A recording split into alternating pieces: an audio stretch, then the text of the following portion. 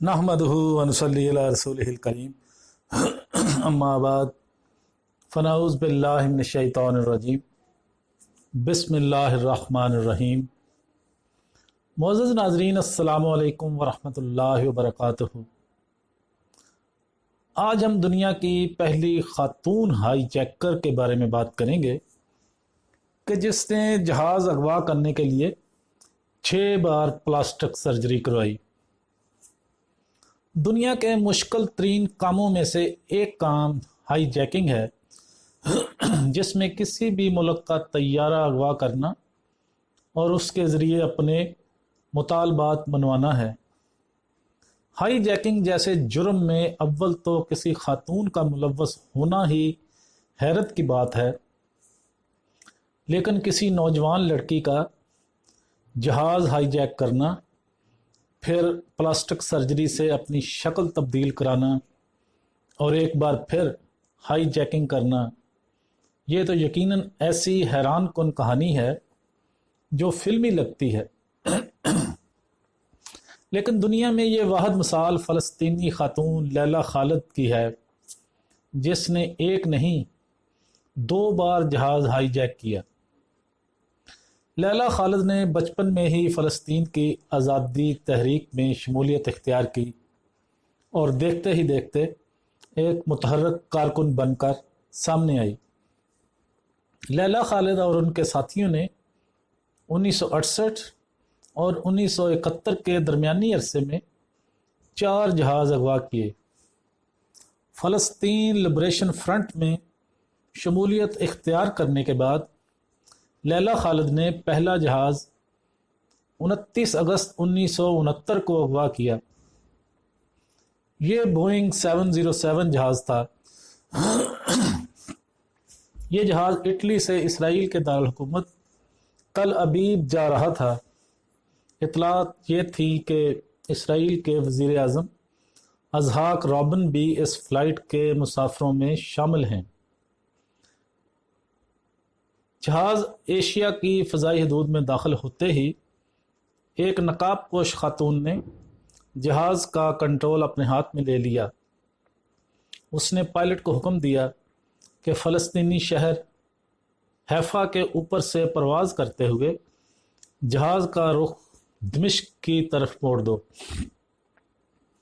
दमिश्क जाने से पहले मैं अपनी जाए पैदैश वतन मालूफ हैफा को देखना चाहती हूँ।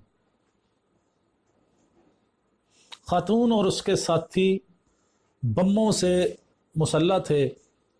पायलट ने हुक्म की तामील की। जहाज़ दमिश्क में उतार लिया गया। मुसाफिरों को यरगमाल बनाकर फ़लस्तीन की आज़ादी का मुतालबा किया गया। पूरी दुनिया की तवज्जो फ़लस्तीनियों पर सहूनी मज़ालिम की तरफ मबज़ूल हुई।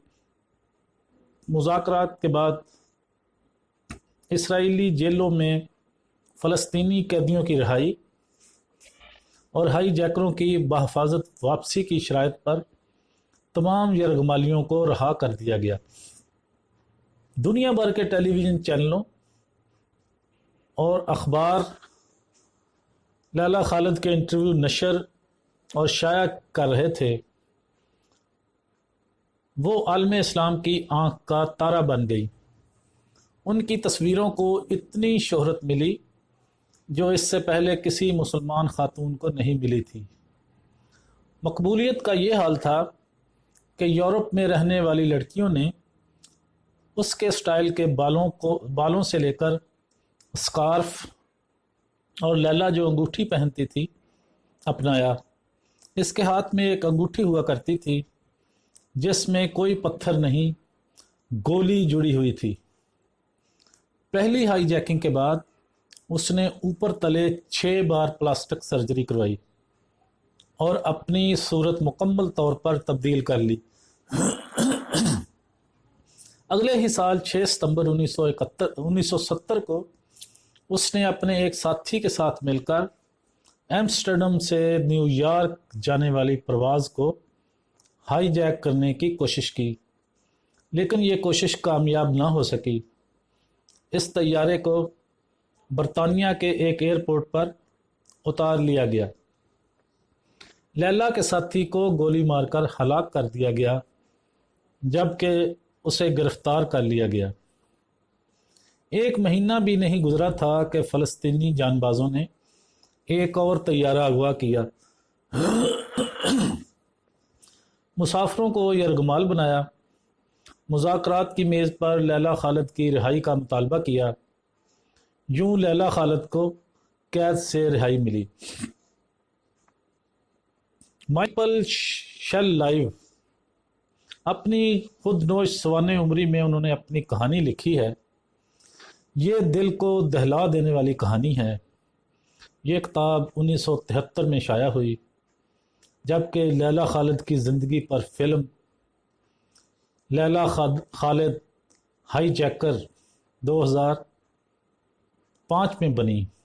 فلم کا نام لیلا خالد ہائی جیکر ہے اور اسے ایمسٹرڈم کے فلمی میلے میں بڑی پذیرائی ملی۔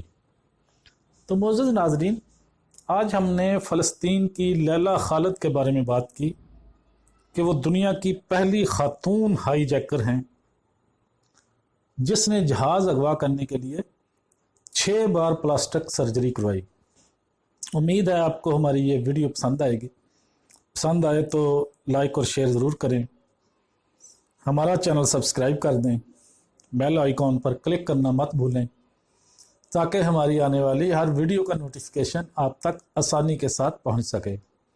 وآخر دعوانا ان الحمدللہ رب العالمین۔